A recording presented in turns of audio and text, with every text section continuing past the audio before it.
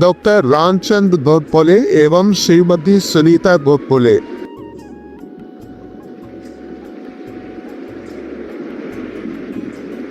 नमस्कार, मैं हूँ सुजाता जयराम अय्यर, बेड नंबर 13 के अपने इस व्यू चैनल में पर्सन ऑफ द मंथ।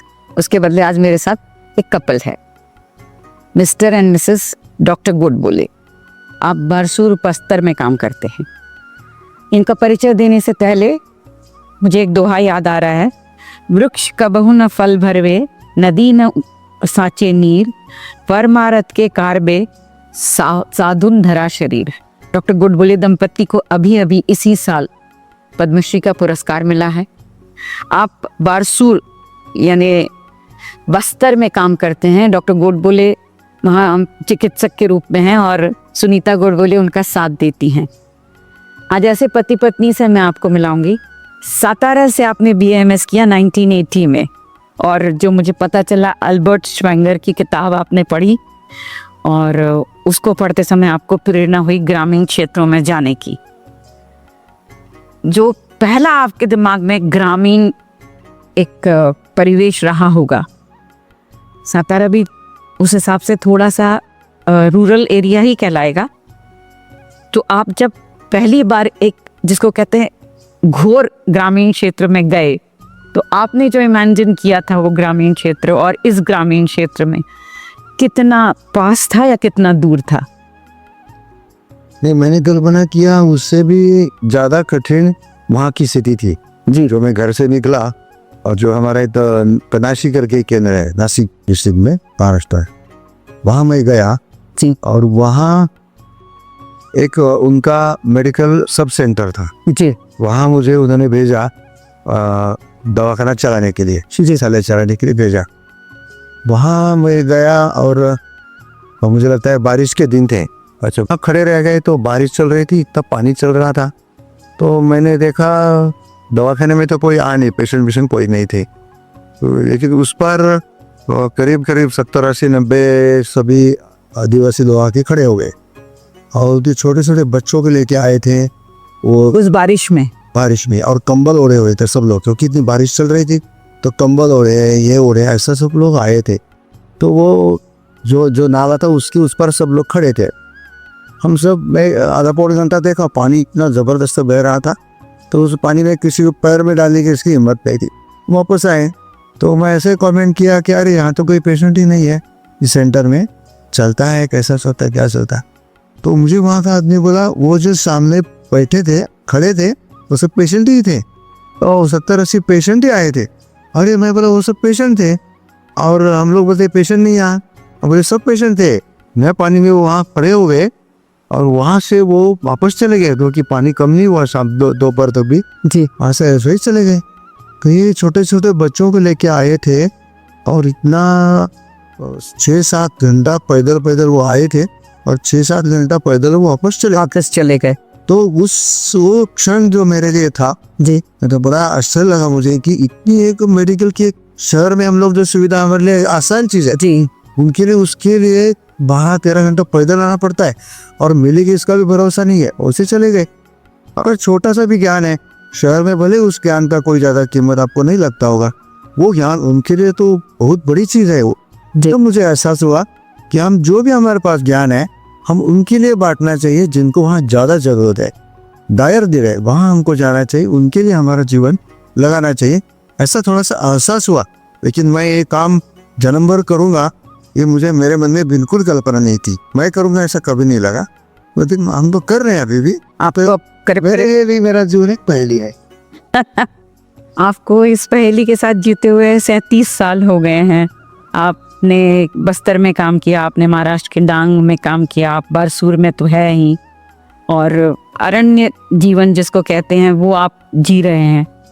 मेरा एक छोटा सा थोड़ा सा अलग सवाल है कि हैप्पीनेस इंडेक्स जिसको हम कहते हैं, मुझे ऐसा लगता है कि वो अपने आप में तो खुश हैं आदिवासी, वो जड़ी बूटियों से अपना इलाज भी कर लेते हैं, उनके अपने देवी देवता हैं जिनको मना के वो, तो हम डिफिशियंसी हम उनको बता सकते हैं, हम मलेरिया से उनका इलाज कर सकते हैं, पर उनके बीच इंटीग्रेट होकर उनके अंदर उस विश्वास को जगाना आपके लिए कितना मुश्किल था? बहुत मुश्किल था। शुरुआती दिनों में बहुत मुश्किल था, क्योंकि उस समय क्या है, मुश्किल इसलिए था क्योंकि उस समय शिक्षा, स्वास्थ्य या किसी एक के बारे में भी जागरूकता नहीं थी। और विशेषकर मतलब मेरा तो ज़्यादा महिलाओं से ही संपर्क रहा जी। और तो उनको मेरे शरीर का क्या है, जो बीमारी है वो मैं कैसे कर सकती हूँ।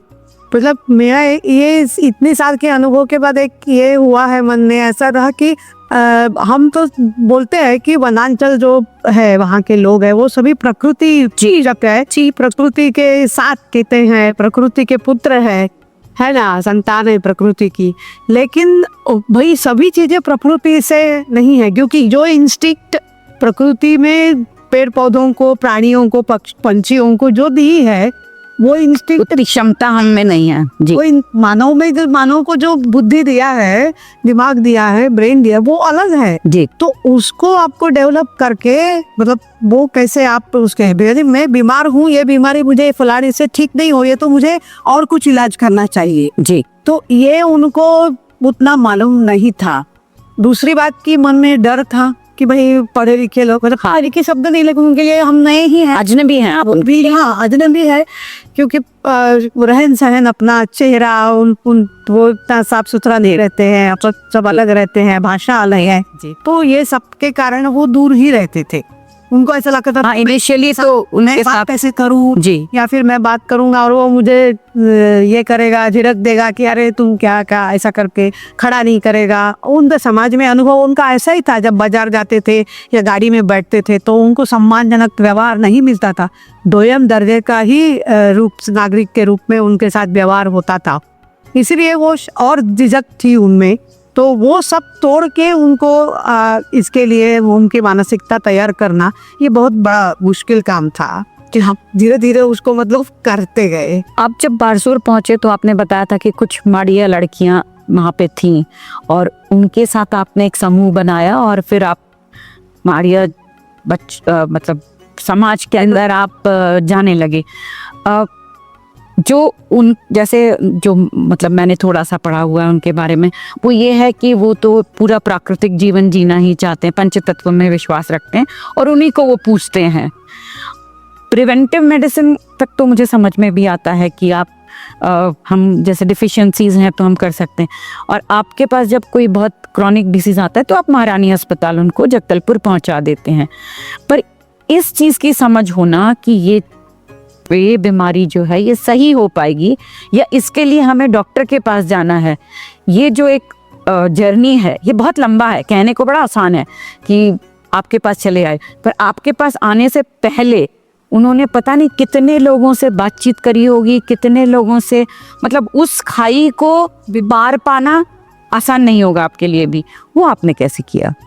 उसका एक ही उपाय देखा हम लोगों ने कि मुझे मालूम था कि तुरंत हमारे ऊपर तो विश्वास नहीं था। हाँ। लेकिन हमारे जो बहनें थी, ये बहनें हमारे साथ थी, सब मरिया समझ के, तो वो एक बहुत बड़ी सुविधा हो गई कि वो लोग उनको बोलते थे। पहले ऐसा था, लोग पेशेंट आते थे तो आने के बाद हम लोग पहले दीदी लोगों को दिखाते थे कि भाई आप इनके साथ बात करो, इनको ट्रीट करना है कि नहीं करना है, आप लोग थोड़ा डिसाइड करो, आप लोग डिसाइड कर। फिर वो उनके साथ बात करेंगे, कहाँ रहते हो, क्या रहते हो, उन्होंने ग्रीन सिग्नल दिया, फिर अपने को सब ट्रीट करना है।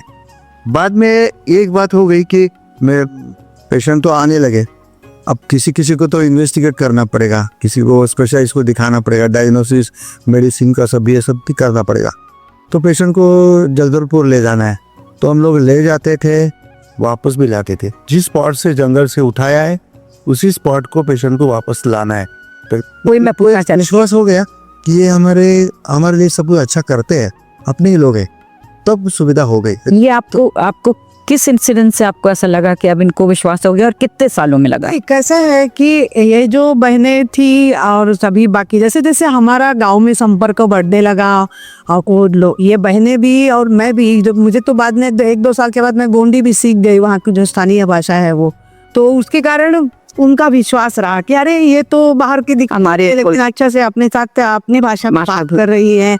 और जो बहनें जो थी उनके भी घर के पेशेंट आने लगे ना, जी। तो जो ठीक होके जो भाई जाते समय पेशेंट एकदम उसको क्या बोलेंगे झोला में है, अब खटिया पर सुला के लाया हुआ पेशेंट है, वापसी में जब वो पैदल चल के गया तो वो गांव के लिए ये होगा आश्चर्य। अरे ये तो वहाँ कहाँ पर गया था, आश्रम के अस्पताल में। अच्छा फिर वो कहाँ गया, तब भी उसको जगदलपुर ले जाना पड़ा, ऐसा करा, ऐसा सब बताते हैं ना, तो वो उनको अविश्वास हो गया धीरे धीरे। मतलब जो पेशेंट हमने ठीक किए वही पब्लिसिटी हमारी ज्यादा हो गई। वो मैं पूछना चाह रही हूँ कि इसमें कितने साल लगे, कितना संघर्ष? तो भी अब हमको क्या है कि भाई हम उसी काम से गए थे, तो संघर्ष तो ऐसा नहीं लगा। हमको लगा कि भाई यही काम के लिए तो हम आए हैं जी। जाओ आचरण के अस्पताल भी जाओ, डॉक्टर साहब है वहाँ, मेरे डॉक्टर भैया ही इनको कहते थे ना, डॉक्टर भैया है और सब इलाज करेंगे, आपको बढ़िया से होगा, कोई चिंता मत करो। और आपको ले जाना लाना, मतलब आपको वहाँ डर, क्योंकि भाषा का ही डर ना, उनको कैसे बात करेंगे, डॉक्टर जो बोलेगा वो हमें समझेगा कि नहीं, तो नहीं बोले वो कुछ नहीं आप जाओ। तो ये जो माउथ पब्लिसिटी होती है, लोग अपने अनुभव दूसरों को बताते गए, वैसा वो होते गया। हाँ, ये तो मेडिकल प्रोफेशन में मैंने देखा है कि मतलब हमारे तो इसमें सिखाते हैं कि trust is equally proportional to the treatment. आपके ऊपर विश्वास है तो पेशेंट जल्दी ही ठीक हो जाता है। एक सवाल मेरा आपसे ये रहेगा कि आप इस घोर आदिवासी क्षेत्र में काम करते हैं, अब तो मीडिया पहुंच गया है, अब बहुत सारे मोबाइल की वजह से नॉलेज भी उन तक पहुंचने लगा है, और कई बार अंदर भी अब बच्चे, मोबाइल तो सबके हाथ में ही दिखने लगे हैं, अब जो जानकारी मतलब जिसको हम कहते हैं ना बम्बार्डिंग ऑफ नॉलेज, उनको भी मिल रहा है, उनको भी समझ में आता है।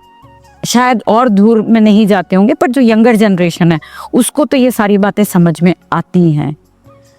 मेरा प्रश्न आपसे अब ये रहेगा कि इनके साथ आप कल्याण आश्रम में काम करते हैं, आपको कल्याण आश्रम के द्वारा ही एम्बुलेंस भी दी गई है और आपको बाकी भी मॉनेटरी हेल्प कोई ना कोई कर देता है, और भगवान की दया से आपका काम बहुत अच्छा चल रहा है।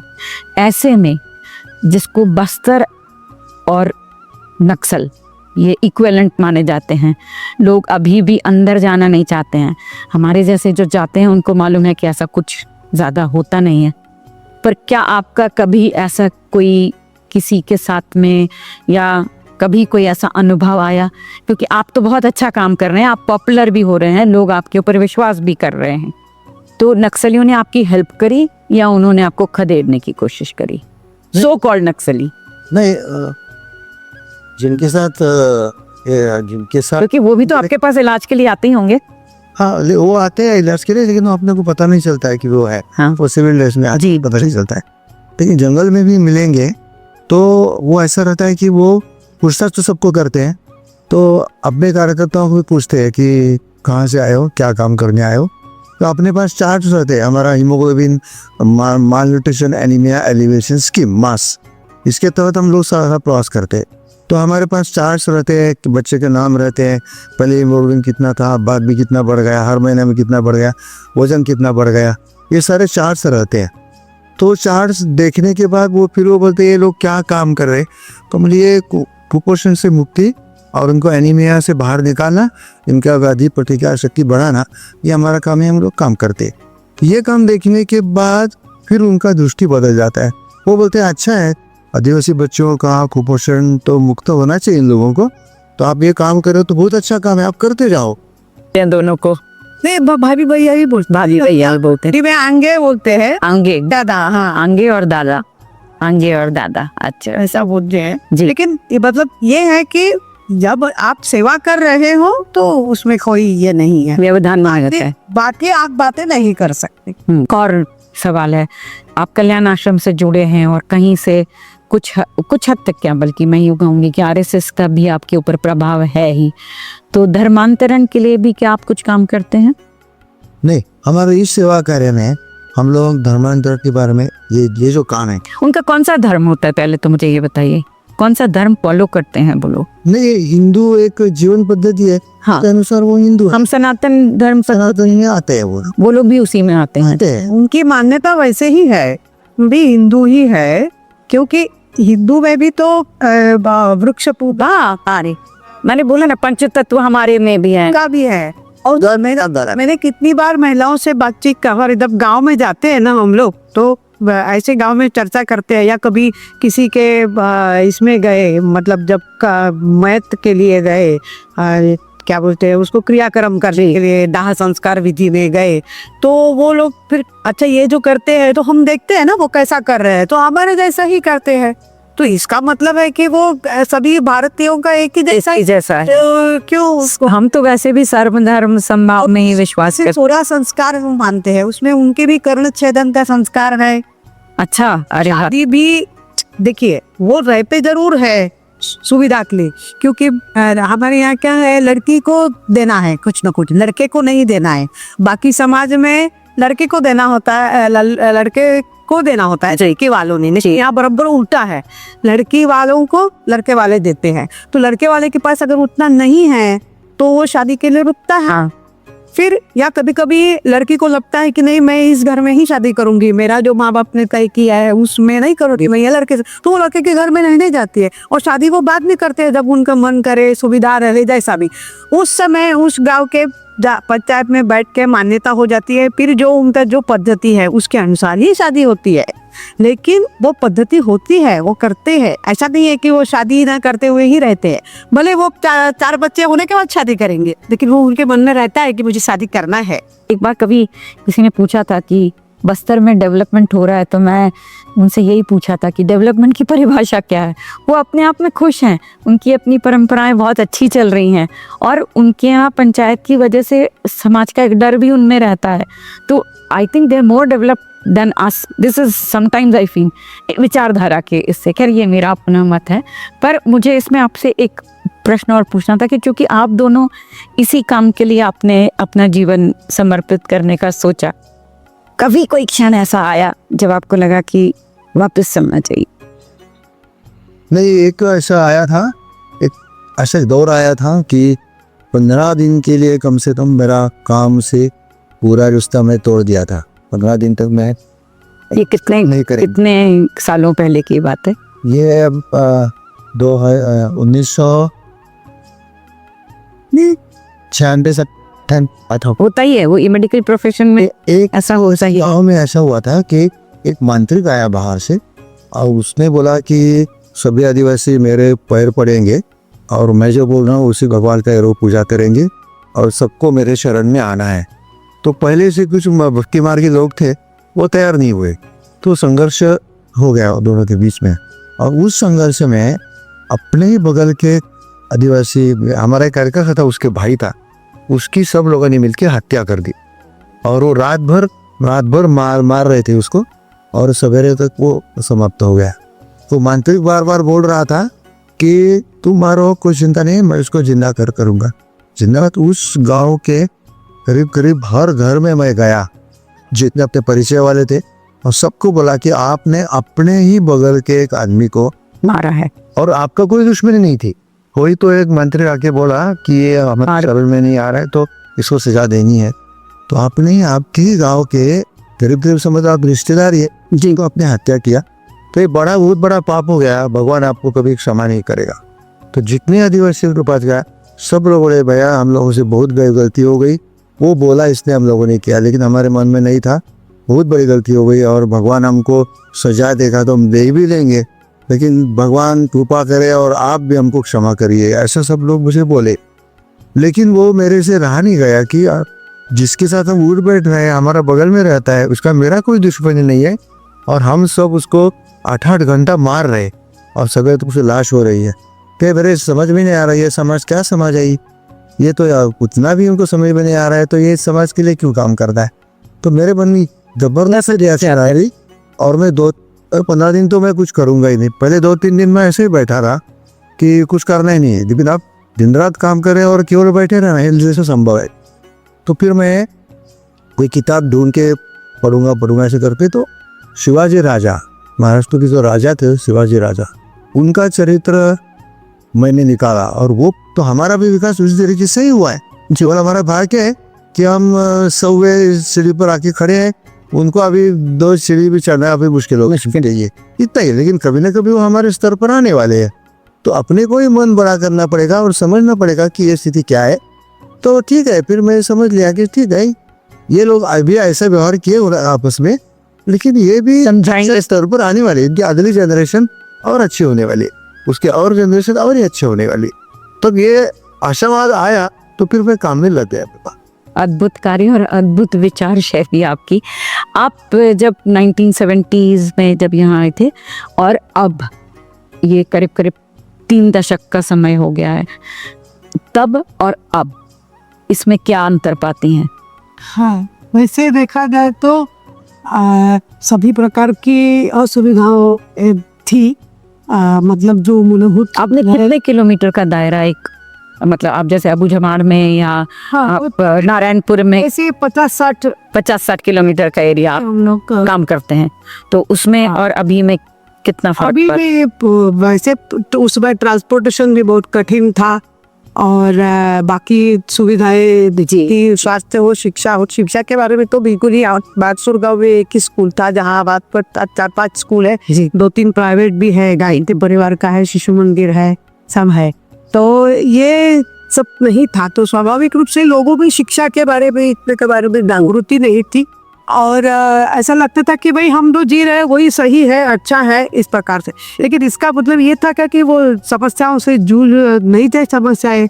हमें जो लगता है कि वो बहुत आनंद से रहते हैं, मेरा भी पहले वैसा ही था, लेकिन जब धीरे धीरे हम और अंदर अंदर के गांव में रहते गए ना, तब ध्यान में आया कि नहीं, गरीबी भी है यहाँ पर, खाने का ये कम है भाई, क्योंकि उपज तो सभी पूरा तो बारिश के आधारित खेती है और जितना जमीन है उतना सभी पर खेती कर पाते ही हैं, ऐसा नहीं है।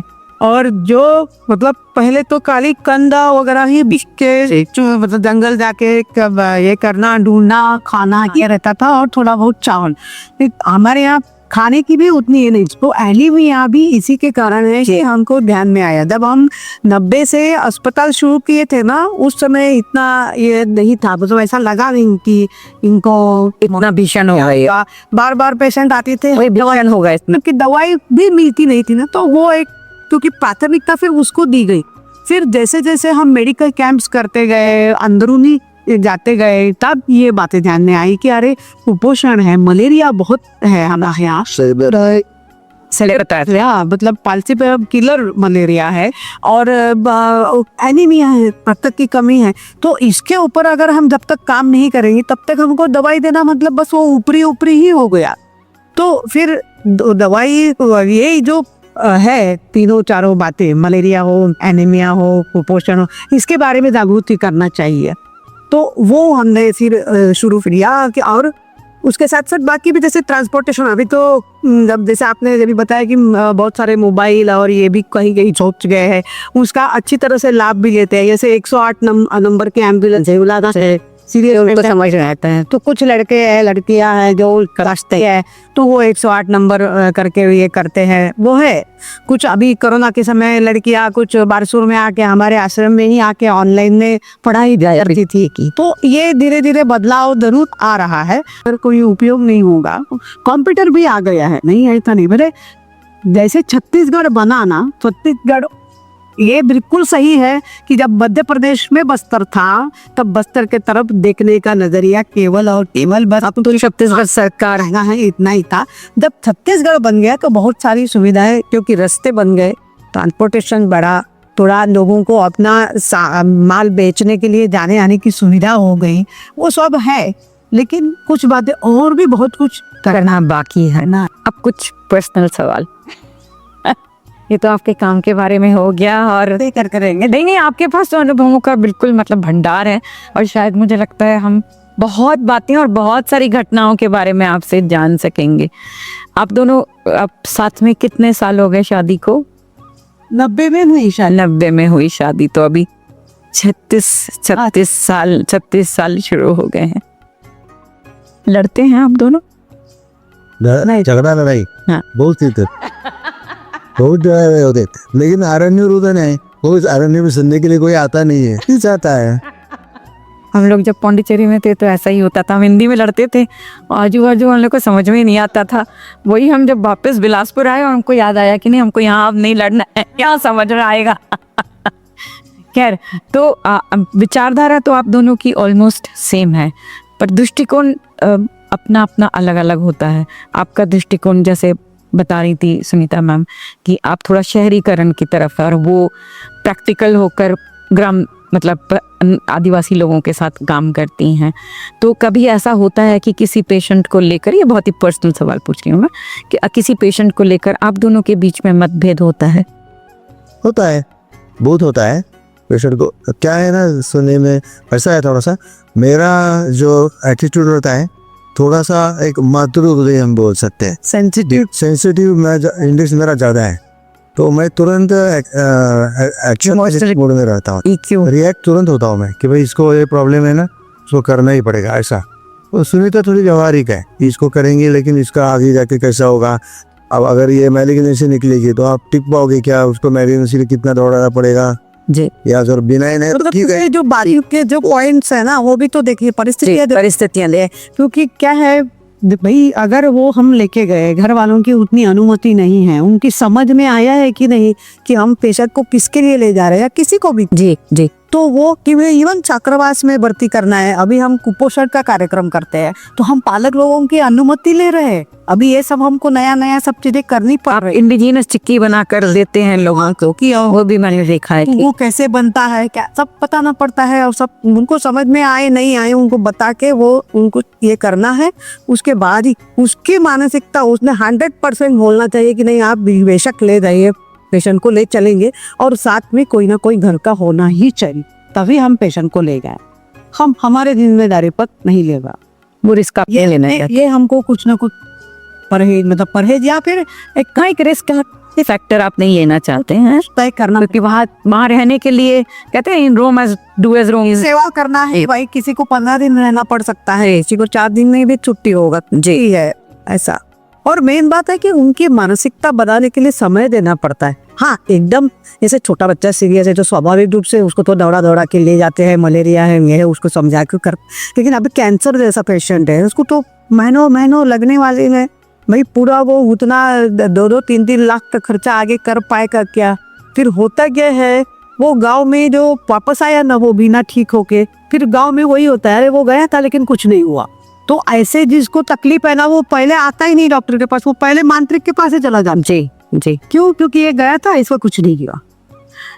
ऐसा हो मांत्रिक और भूत प्रेत बाधा, इसको हम साइंटिफिक लोग तो नहीं मानते हैं, पर मैंने ऐसा भी सुना है, ऐसा आपके विचारों में कि आपने कभी ऐसा कुछ जिसको कहते हैं ना कि अद्भुत, या ऐसा कोई आपको कभी अनुभव हुआ कुछ इस तरह का कि उन्होंने कुछ किया, हो सकता है कि उसी समय वो फल नीचे गिर गया? मैं जंगल में गया था एक बार जी, और अच्छा बहुत जंगल था वहाँ मैं साइकिल से ऐसे जोकर जा रहा था, वापसी में मेला लगा हुआ था जंगल के अंदर ही जी, कुछ लोग शराब लेके बैठे हैं, कुछ खाने की चीज़, सब लोग बैठे हैं।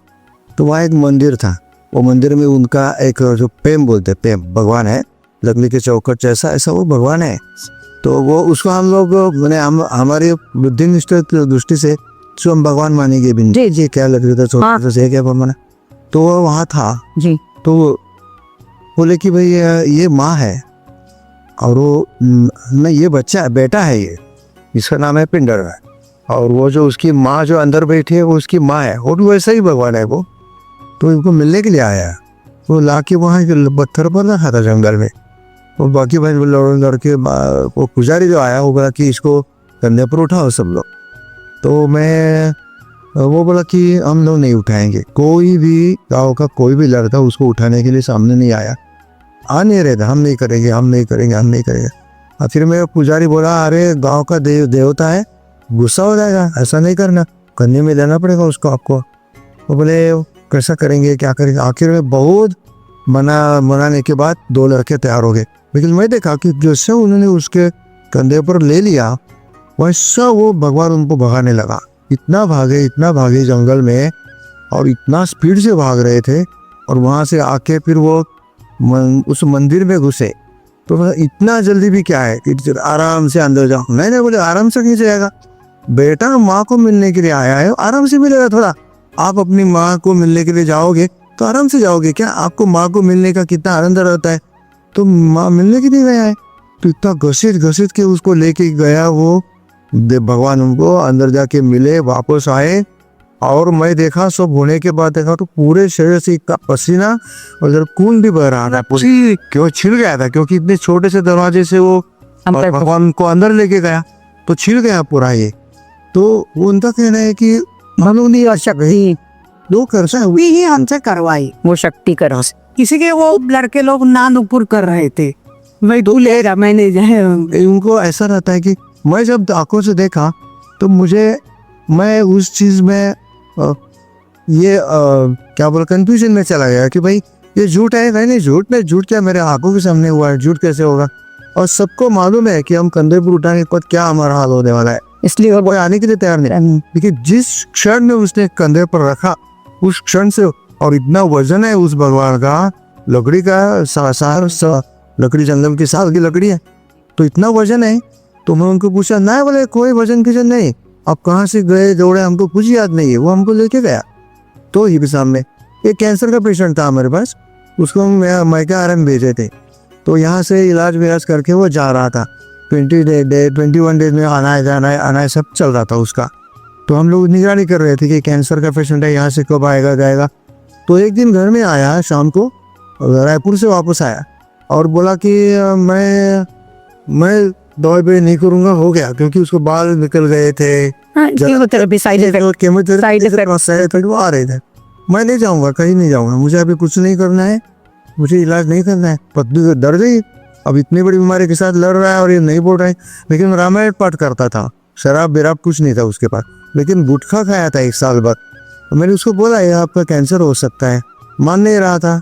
फिर एक डेंटिस्ट के पास लेके गया, वो डेंटिस्ट ने उसको तुरंत बताया जो बोल रहा है ना ये कैंसर है, वो जाना पड़ेगा। रायपुर में गया, हिम्मत करके सब करके आया। फिर उस दिन तो हार गया।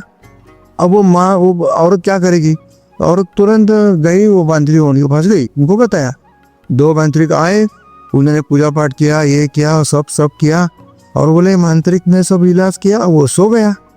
अब वो तो नहीं बोल रहा था, राउडी हो रहा था, सो गया, आराम से सो गया। सवेरे उठ के बोला मैं तो जाऊंगा रायपुर, मुझे कोई चिंता नहीं, जाऊंगा। तो वो मैं बना रही तुम्हारे भले हम लोग वो मांत्रिक का उपचार गलत है, सही है, हमारे से नहीं बैठा है, और लेकिन उसने उसका मूड चेंज कर दिया ना। वो गया रायपुर में, आज वो लड़का बढ़िया है, सब दुनिया घूम रहा है। मैं देखा अबूझमाड़ के जंगल में एक बच्चे को देखा, तो मैं बोला अरे इतना मालदृश है, इसको एनआरसी में भर्ती करना पड़ेगा दंतेवाड़ा में, हम ले जाएंगे उसको एम्बुलेंस से। आपको पैर हो, ये रो वो रो, सब चल रहा था।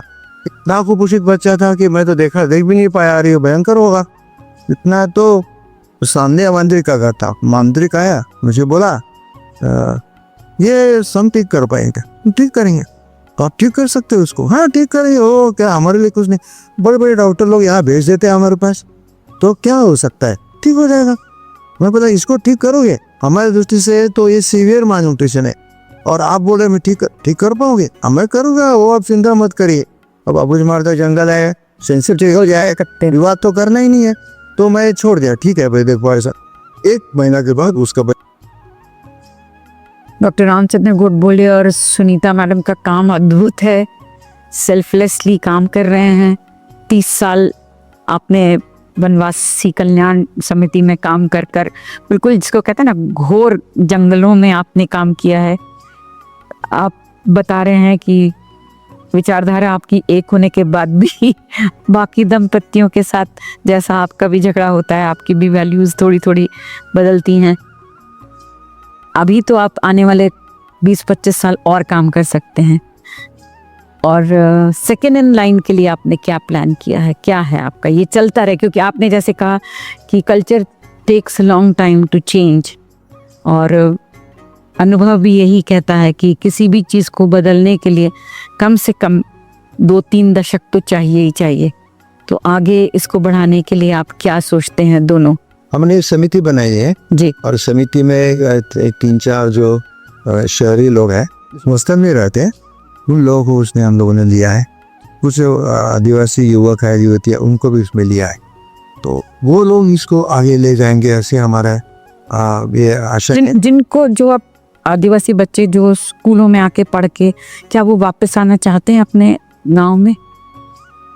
आता है, वापस आते हैं, वापस आते हैं। खेती से टूट जाए, खेती से देखिए दूर। हाँ, खेती से उनको मतलब करते हैं, लेकिन जो एक क्या कोई सर्विस नहीं मिल रही है इसलिए कर रहे हैं, या उतना हमारी पढ़ाई नहीं हुआ इसलिए करते हैं, ऐसा होता। Last resort.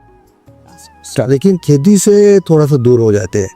ये हमारे जितने भी हॉस्टल से सब चल रहे हैं, इसमें उनका शिक्षा का स्तर बढ़ रहा है, मास एजुकेशन मिल रहा है, सब मिल रहा है। लेकिन अपने गांव का जो माहौल है, खेती का जो माहौल है, माँ पिता खेती करते हैं, मैंने कितने कष्टों से सब चला रहे हैं घर को, ये एहसास उनको नहीं है। वो वहाँ दूर जाके बैठे हैं, छुट्टी के दिनों में आना है घर में। आदिवासी तो वही बोलता है, लड़का घर में आता है मोबाइल देखते रहता है। तो घर में जो समस्या है जो 12 महीना, उसके साथ वो कहाँ जुड़ा रहेगा। शहरीकरण में भी ऐसी हमारे बच्चे विदेश चले गए हैं। हमारा जो अभी आपने जो पूछा वो मुख्यतः मतलब इलेबोरेट ये कर रही है, लेकिन अब 3 पॉइंट में अभी 3 साल के अनुभव के बाद एक ध्यान में आया, जैसा बार बार अपना विषय हुआ कि कुपोषण और मलेरिया ये जो है इसके ऊपर अभी हम काम कर रहे हैं। और उसके लिए हमारा 3 से 13 तक के उम्र का मतलब वो एक ये है प्रकल्प है। हाँ, वो प्रकल्प जो मास प्रकल्प है, ये मलेरिया माल न्यूट्रिशन एनीमिया एलिविएशन स्कीम, इसके अंडर हम गांव में जाते हैं, सर्वे करते हैं, बच्चों को चिन्हित करते हैं, और वो चिन्हित बच्चों को फिर मतलब खून जांच के द्वारा चिन्हित, पहले क्लिनिकली देखते हैं कि ये एनीमिक है, उसका वजन लेते हैं, उसके बाद फिर खून जांच करने के बाद जिसका खून 8 ग्राम से नीचे है, ऐसे बच्चों को चिन्हित करके फिर उसको ये जो स्कीम है मास्क का, उसके अंडर हम लेते हैं और उसको 6 महीना पोषक आहार देना, उसके साथ साथ फिर दाल और तेल देना। मतलब वो भी ध्यान में आया कि उनके खाने में प्रोटीन की कमी है, सिर्फ चावल खाते हैं। वो जरूरी लगा हमको। बाद में उसका हमको परिणाम भी मिला, उनका मतलब बीमारियां जो है वो कम होती गई।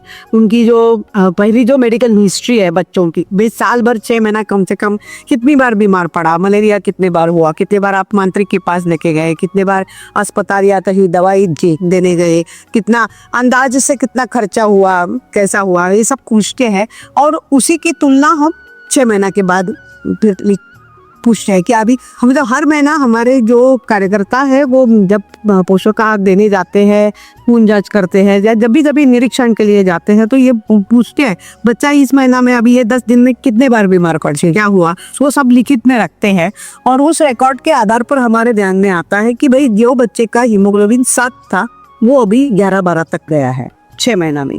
तो ये कब होता है, लेकिन कि जो पेरेंट भी उतने मतलब उनके जागरूक चाहिए, या कम से कम मतलब समझदार चाहिए थोड़े से, भले पीने वाले होंगे लेकिन जो एकदम पी पाके अपने में ही मस्त है, ऐसा भी बच्चों को देना पड़ रहा है। क्योंकि जिसका हीमोग्लोबिन 4 है, बिल्कुल क्या नॉन रिकॉर्डेबल है, ऐसे बच्चों को कहाँ छोड़ेंगे आप, उनको तो इलाज करना ही पड़ेगा। तो वो उनके समझदारी बढ़ाते करना पड़ता है, जितना हो सके। तो अभी हमने एक बूस्टिंग योजना लाई है कि भाई जो बच्चे के माँ पिता भी प्रयास कर रहे हैं, बच्चा भी रिस्पॉन्स दे रहा है, और जिसका धीरे धीरे हीमोग्लोबिन 12 नहीं हुआ 6 महीना में, लेकिन 6 था या 5 था, उसका आज तक गया है, चलो ये इसको और 1 महीना हम देंगे, तो वो इंसेंटिव हो गया। बाकी बच्चों के पालक पूछ रहे हैं हमारे बच्चे को नहीं देंगे, आपने ध्यान नहीं दिया, आप पी के पड़े रहे, आप फलाना दिन इतना दिन बाहर मेला घूमने गए, बच्चे को दिया नहीं आपने। ऐसे बहुत सारे हैं कि हमारे जो कार्यकर्ता है वनवासी आदि मतलब जनजाति के कार्यकर्ता, उनको भी वो बहुत ये होता है मन को कि कितनी बार समझाएंगे हम घर में जाके लोगों को, कितनी बार उनके माता पिता को तुम नहीं समझते हैं ना भाभी, क्या करेंगे, वो भी थक जाते हैं मतलब। तो उनके लिए भी वो एक मानसिक रूप से मतलब उनके ये ध्यान में आता है कि हमारा समझ कहाँ है और हमको कहाँ तक ले जाना है। जी, ये एक बात होगी। और दूसरा है कि जैसे आपने जो बोला कि प्रिवेंटिव के रूप में प्रबोधन का जो काम करना चाहिए कि भाई एनीमिया होता क्यों है, उनको मलेरिया बार बार क्यों होता है, ये उनके मन में प्रश्न है, कुछ पूछते हैं, लेकिन उसका जवाब ढूंढने का काम हम छोटे बच्चों को उनको हम बताते हैं कि आपके शरीर की रचना कैसे है, छोटे छोटे खेल लेते हैं उनको, और 1-2.5 घंटा का कार्यक्रम रहता है जिसके अंतर्गत उनको अपने शरीर को जाने, उसका नाम ही है नो योर बॉडी, और वो खेल के साथ सिखाते हैं कि भाई ये आपका बॉडी फंक्शन है, रक्त ऐसे काम करता है, फेफड़े ऐसे काम करते हैं, हृदय ये काम करता है, किडनी ये काम करती है, जो उनको समझ में आएगा ऐसी भाषा में बताते हैं। चित्र रहता है हमारे पास, इसलिए आसान है, और वो समझते समझते बताते हैं कि भाई अपना शरीर भी एक महत्वपूर्ण ये है। मनुष्य जन्म अनमोल रे, माटी में ना रोल रे, मतलब पी के हमको धूल में ये करना, रोलना, ये हमारा जन्म नहीं है। हमारा जन्म मनुष्य जन्म बहुत सालों इनसे बाद मिलता है, तो उसको हमको ठीक से करना है, तभी तो हम आगे बढ़ेंगे। तो ये उनके मन में डालने का काम, ये प्रबोधन जो जागृति, हम उसको छात्र जागृति ऐसा ना, छात्र प्रबोधन ऐसा नाम दिया है उस उपक्रम को, वो करते हैं। और तीसरा है मेडिकल कैंप्स अंदरूनी गाँव में, जो रोड साइड के गाँव नहीं जाते हैं, अंदर अंदर के गाँवों में, पारा में जाते हैं, जहाँ के पेशेंट लोग, मतलब जहाँ के बच्चे हो, बूढ़े हो, जो भी 6-6 महीना पड़े हुए हैं, गए नहीं है मंत्री के पास, गए इलाज नहीं हुआ, घर में बैठे हैं, ऐसे भी है। अभी आजकल हमको कैंसर के पेशेंट मिल रहे हैं, डायबिटीज के मिल रहा है, बीपी के मिल रहे हैं, तो उसके बारे में भी हमको उनको ले जाना रेफरल के नाते। फिर जो एनीमिक है उनको 3-3 महीना का कोर्स देना, आयरन का है या फिर मल्टीविटामिन है, कि कोई बच्चा है तो उसको कैल्शियम की कमी है तो वो कैल्शियम देना, ये सब। और इसकी मैंने दवाई का काम ये करते हैं, देखना और प्रिवेंशन आप करना। बाकी ऑब्जर्वेशन हो जाओ, चाहे उसका ऑफिस वर्क जो भी है वो सब मैं तो देखती हूँ। कितनी बड़ी हो गई है बाकी ये टीम? 2 से शुरू हुए थे आप, और वो 10 लड़कियां थी। बीच में हम लोग 10-12 लोग थे जी। लेकिन ये कोरोना के बाद थोड़ा सा फिर से थोड़ा ये हो गया, कम हो गए कार्यकर्ता। अभी गांव में हमको कार्यकर्ता मदद करते हैं, प्रत्यक्ष हमारे साथ काम करने वाले अभी 8 कार्यकर्ता है। मतलब कि केवल इस काम के लिए जो 30 पॉइंट्स मैंने बताया, उसमें क्या है, स्कूल का काम तो हमको ही करना पड़ता है जी। और जैसे मतलब आपके माध्यम से मैं समाज को ही इसके लिए ही आह्वान करूंगी कि वो हमारे यहाँ आके बच्चों का स्कूल में ऐसे सेशन ले सकते हैं। हमारे पास है वीडियो, तो वीडियो मतलब ट्रेनिंग एक बस 1-1.5 दिन का ट्रेनिंग से वो आराम से स्कूल में ये कर सकते हैं। जी, मुझे पूरा विश्वास है कि हमारे दर्शक जो देख रहे हैं वो गुड बुलियत मिट्टी को इस कई तरह की हेल्प कर पाएंगे। एक बड़ा सा, शायद आपको अजीब लगे, पद्मश्री के पहले और पद्मश्री के बाद कितना आपको लगता है आपके पद्मश्री ने लोगों को जागरूक किया कि ऐसा भी काम लोग करते हैं? अभी तक तो लेट मी बी ऑनेस्ट, आप थोड़े से अननोन ही थे, कुछ लोग थे हमारे इसके जो आपको जानते थे। पद्मश्री ने आपको पूरे देश भर में एक रिकॉग्निशन दिया कि ऐसा काम करने वाले अद्भुत व्यक्तित्व दोनों पति पत्नी हैं। तो आपको लग रहा है कि ये पद्मश्री शायद आपको financially, physically, mentally, socially recognition देने के बाद इस प्रकल्प को ज़्यादा बढ़ा पाएगी? बिल्कुल है। पद्मश्री के बाद तो अलग ही अनुभव है। अनुभव ऐसा आता है कि हम जो काम कर रहे हैं, समझ लीजिए कुपोषण का काम है, मैं लोगों को समझा रहा हूँ कि इनका कुपोषण ऐसा है, इनके माता पिता अभी जागरूक नहीं है, शहर के लोग उनके कुपोषण के प्रति शहर के लोग जागरूक नहीं है, तो कुपोषण कैसे हटेगा, ये सारा प्रश्न है, ये सब बताता हूँ। मैं 15 मिनट बताऊँगा और उसके बाद लोग बोलेंगे कि हाँ ठीक है, देखते हैं हम क्या मदद कर सकते हैं, क्या कर सकते हैं। ये करने के बदले अगर बगल में कोई आदमी बैठा है और वो उनको बोलेगा इनको पद्मश्री मिला है 2026 में, अच्छा, तो 1 सेकंड में ही काम हो जाता है हमारा। हाँ, विश्वास मिला है, मैं आ गया, राष्ट्रपति जी आपको रिकॉग्निशन दे रही है, तो इसे और क्या चाहिए। ये अर्बन पॉपुलेशन का हो गया, पर आपकी जो अंदर की जंगल में उनको कोई फर्क पड़ा? चिंता नहीं है, कोई पद्मश्री तो इसके बारे में कोई इतना कोई विशेष है नहीं है। वो कोई कहा आपने उनको फोटो दिखाए प्रेसिडेंट मेडल लेते हुए? अभी तो ऐसा कुछ नहीं दिखाया है। उनके लिए हम सीधे साधे ही रहे भैया भाभी, वही ज्यादा अच्छा है। उनको पता है हमारे पास और आएंगे, हमारे अपने अप्रोचेबल लगेंगे आपको, हम उनसे उल्टा दूर हो जाएंगे। अच्छा ये बड़े हो गए कोई, तो ऐसा नहीं होना चाहिए। सुंदर विचार। आप जिनको अपने आप मालूम होते रहेगा धीरे धीरे। बहुत ही सुंदर। इसीलिए कोई चिंता नहीं है। हाँ ठीक है, कोई तो कहा, लेकिन आपने जो आर्थिक रूप से जो मदद है, बाकी भी जो कोई स्वयं आके सेवा देना चाहते हैं, ऐसे भी लोग धीरे धीरे बढ़ रहे हैं। मेरे पास फोन आते हैं कि भाई हम 2 महीना 1 महीना रहना चाहते हैं। कोई डॉक्टर्स है वो बोलते हैं कि भाई आप मेडिकल कैंप लगाइए, हम जब आएंगे। तो ये जरूर हुआ है।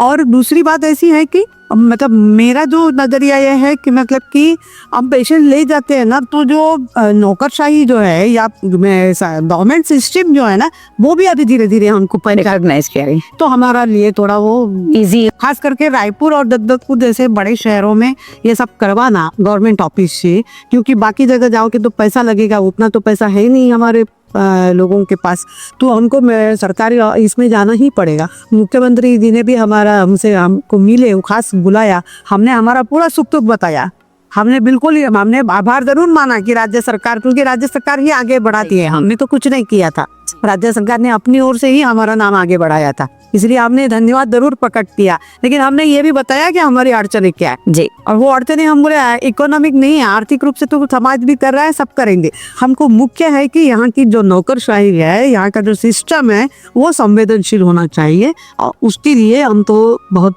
आशा है कि भाई आप सब इसमें आओ। तो इतने सूर्योदय, इतने सिंपल, इतने जिसको कहते हैं सेल्फलेस व्यक्तित्व के साथ मिलकर मुझे बहुत अच्छा लगा। एक बात इसमें मैं आपको भी और जो सुनने वाले जो अपने जी सब लोग हैं जी जरूर, के लिए मैं एक बात बिल्कुल बोलना चाहूँगा कि देखिए, जनजाति समाज, दलित समाज और घुमंत और जनजाति, ये तीनों के जो समाज है, इन समाजों के दुख बहुत भयंकर दुख है, हम इनको उसकी कल्पना भी नहीं कर सकते, इनके ज़बरदस्त उनके वो दुख और ये सारी चीज़ें हैं, तो इनका विकास हुए बगैर भारत का विकास होना कभी संभव नहीं है। तो आपको कोई भगवान जबरदस्ती करे कि इनकी सेवा करे, उसके बदले आप खुद के इनकी सेवा में चले जाए, वो भगवान को भी अच्छा लगेगा, और इसी में भारत माता की जय, इसी में वंदे मातरम है, नहीं तो कुछ भी नहीं।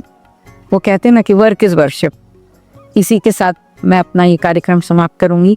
मैं आपके कितने आभार मानूं और आपकी कितनी तारीफ करूं, मेरे पास वाकई में शब्द नहीं है।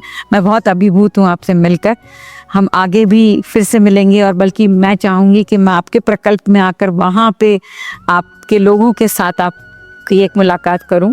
वो मेरा एक सपना रहेगा। सभी मैं आपके धन्यवाद।